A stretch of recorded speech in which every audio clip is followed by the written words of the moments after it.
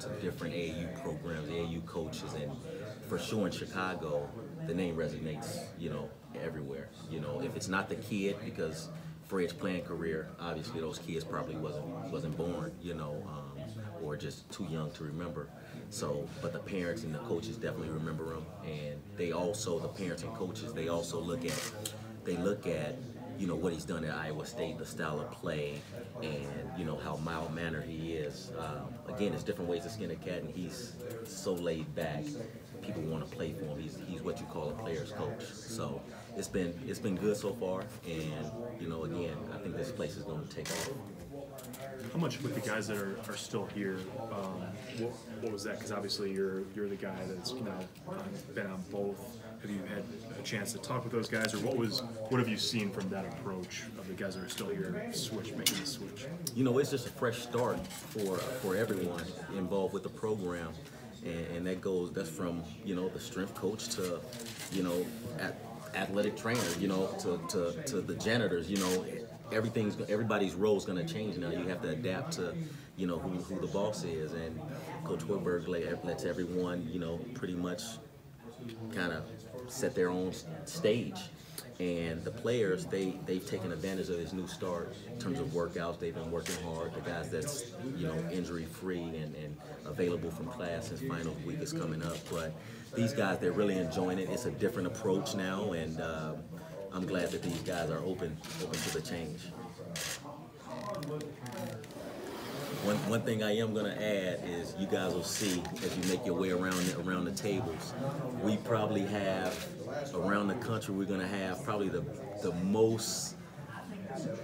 funniest accents in college basketball. This staff, you got Bobby Luce, who got a country accent from North Carolina.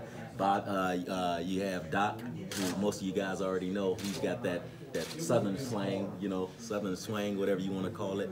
And then once you guys get a chance to, our ops guy hasn't been in place yet, but he's supposedly from Italy, and you'll hear that as well in my Chicago deal, So you guys will see. But that's what I love. We're all cut from different cloths, but Coach assembled a really good staff, and we're looking for some big things to come, in the future. Do you feel like what is his skill set? What can he bring to this team next year?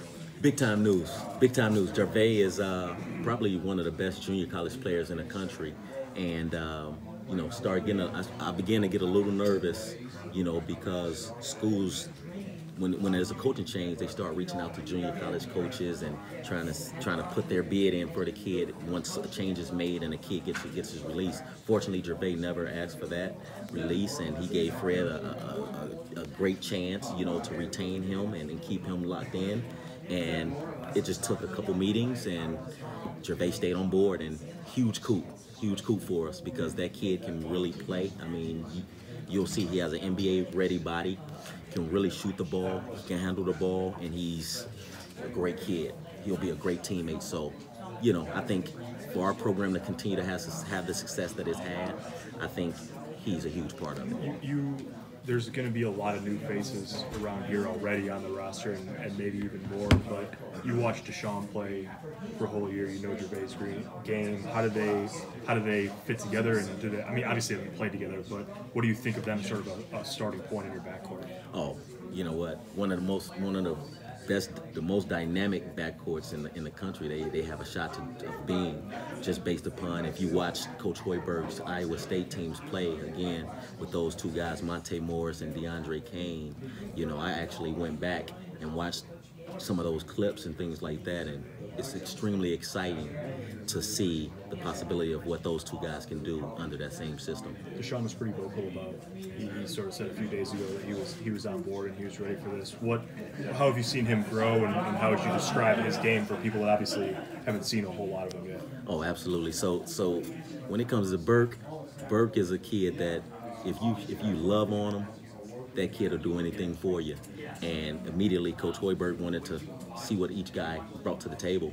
So he's been working with Burke and even Glenn. Glenn's been getting a lot of workouts with Coach because he wants to be a part of that NBA style, workouts. And that's what Coach has been putting those guys through. And I think Burke, one of his weaknesses is shooting the ball consistently. and that was Coach Hoiberg's strength. So he loves that aspect of Coach Hoiberg spending that time with him on the court, fine-tuning his shot. So I think that solidified D. Burke right there. It kind of locked him in. I know you talked about it earlier, Coach, so I apologize. I just didn't get it on tape. But obviously when Coach Miles was relieved, you must have had a moment where you thought, well, I'm probably out the door too. When was that moment when you first realized you might have a chance to stick around with Coach Woodford? You know what? Just receiving that text message from